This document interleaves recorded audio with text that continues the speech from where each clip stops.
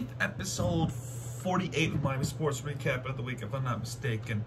But regardless, we are pretty close finishing off my sports recap of the week. It is episode 48. So let me just start off by saying thank you guys for tuning in on these videos. And I know it's been I've been pretty lacking of these, but lately I just haven't had that motivation to keep up with all the information weekly basis like I used to. It's pretty difficult to do from all this, and leading to the frustrations of the sports teams and the frustration of the off season. That is, it's just not working towards my mental health. It's just not.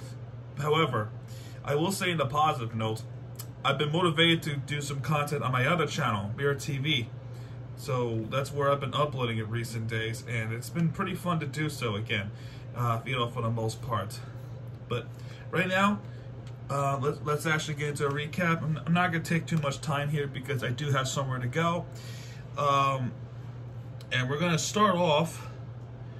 We're actually going to start off with the Miami Dolphins, because this is the game that that people mostly talk about how Tua's trash, even though he actually did better than most quarterbacks in the league. And with this game, we have a loss against San Francisco 49ers, 17-33. The very first play of the game, Trent Sherfield, a 49er former player. First play of the game, it was a 75-yard touchdown pass. But since that touchdown in the first game, it's been all San Francisco 49ers for the most part, until the fourth quarter where things get pretty interesting. In the first quarter, there was actually a situation with the 49ers that we actually broke Jimmy Garoppolo's foot, and he is done for the season, so I'm praying for Jimmy G to get well soon.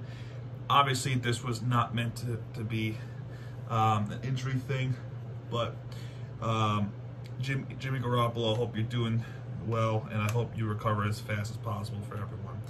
But since then, Robbie Gould got a 47-yard field goal, but they have their backup quarterback, Brock Purdy, which is their third-string quarterback. Which, you know, now the 49ers and the Dolphins are making me look really bad, because Brock Purdy played really well.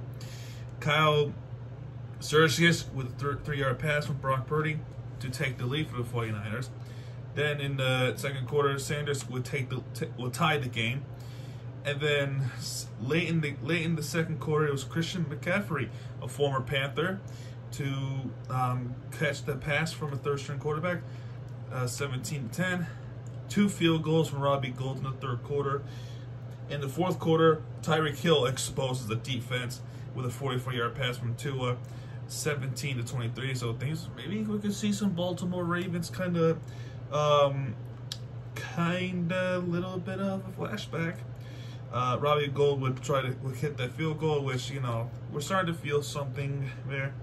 And then the play that sealed the deal, Dre Greenlaw would scoop a score against Tua, and that would actually hurt his ankle.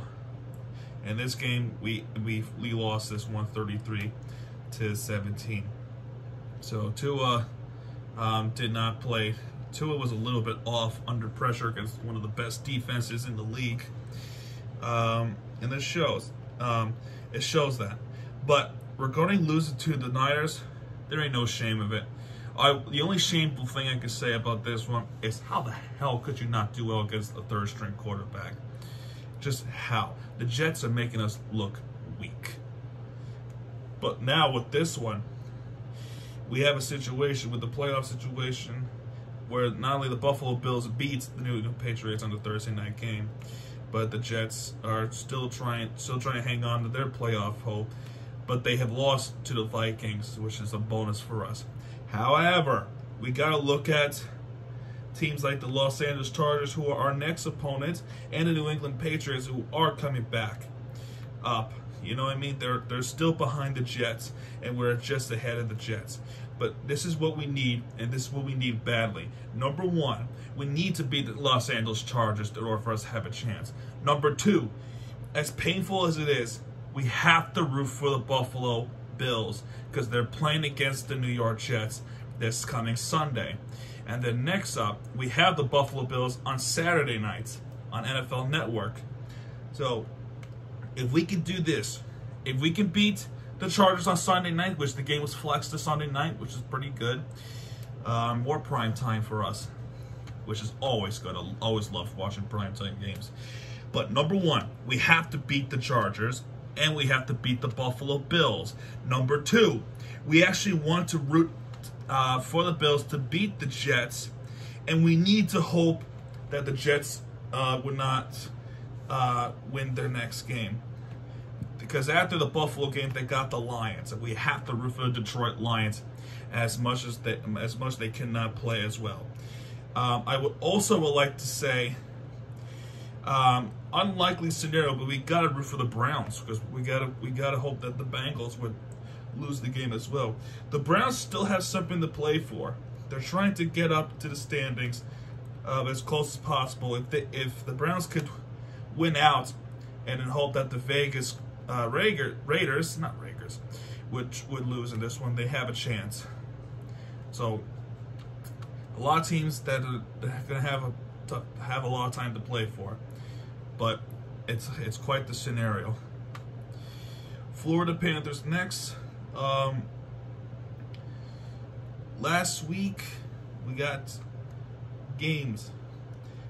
We had some games that we should have. We had a game that we should have won clearly, and other games, yeah. In this one against Edmonton Oilers, we lost in overtime after we were 5 seconds away of actually winning it, which is unacceptable. Matthew Tkachuk scores his goal. You know, his history against the Edmonton Oilers, you know, with his time in Calgary. Next was Connor McDavid, power play, ties the game. And Tyson Barrie would take the lead for Edmonton. Anton Lundell will tie the game. And then Brandon Montour, the power play goal, to take the lead. And we were 5 seconds away from winning the game until Evan Bouchard would tie the game. And then 22 seconds into the overtime, we lost the game.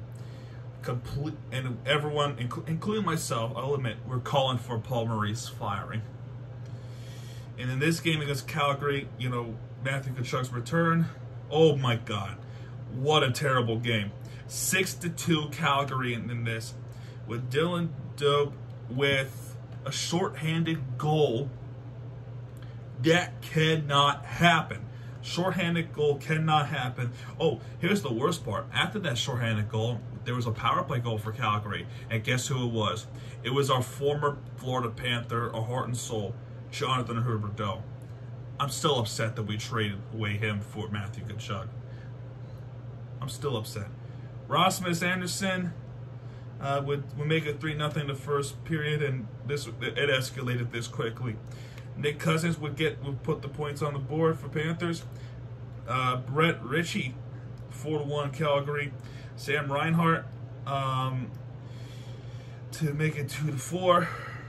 And then the third period, Tyler Toffoli and Andrew Mangiapane to make it 6-2 for Calgary. Next is against Vancouver. 5-1 victory over Vancouver. Pretty good. Spencer Knight was on. Matthew Tkachuk scoring his. Gustav Forsling and Ryan Lundberg all scored in the first period. Sam Bennett, former Calgary Flame, will score his. Dakota Joshua would break the score for Vancouver. And Sam Bennett with the second goal of the game to make it 5-1 against Vancouver. But I think the big note for this one is against Seattle. First win against Washington State team, or any Seattle team for hockey. Finally, we have beaten Seattle Kraken on the road. First victory against the Kraken after coming off their expansion year in Seattle, Washington. Big win, especially in that time they were on the 7-game win streak. Carver Hagee scores twice in the first period. One of them was a power play goal to make it 2-0, to take the lead 2-0. Jarrett McCann for Seattle to make it 2-1. By the way, on a side note for Seattle Krakens, they have a really, really sick outfit. one of the people I know from the group chat, Florida Panthers group chat, is, you know, as much as he could be, you know, just, you know, bandwagony thing, he does have a point about the jerseys. My God, those looks make me want to root for the jerseys a little bit more. And not to mention, I love their goal horn noise. I do. It almost sounds similar, not quite, not identical, but very similar to how the 49ers score their touchdown. And it's pretty nice. But after that, Matthew Tkachuk scores the power play goal for Florida. Third period, we have a first goal of the season, maybe the first in his career. Alexei Hepelnemi. I apologize if I couldn't get it right. He was a skater. Of course, he's a skater. Let's see. Yeah, he was a center from Finland, drafted 2017. Yeah, that was his first goal of his career, actually. My gosh, first goal of his NHL career. Yeah, because this is his first year as the Florida Panthers after being in their affiliates for a long time. Congratulations to Alexei. To finish it off, Gustav Forsling with the one-timer.